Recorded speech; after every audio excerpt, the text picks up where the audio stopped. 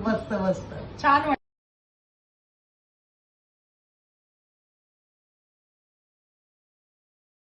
तुमचं समर्थन नंबर आहे 96696671773333. त्याला काय करायचं? आता फक्त मिस कॉल द्यायचा आहे. फोन करा तर ऑटोमॅटिक कट होईल. शक्ती. बस नारी शक्ती वंदन. अभिनंदन. 33% महिला.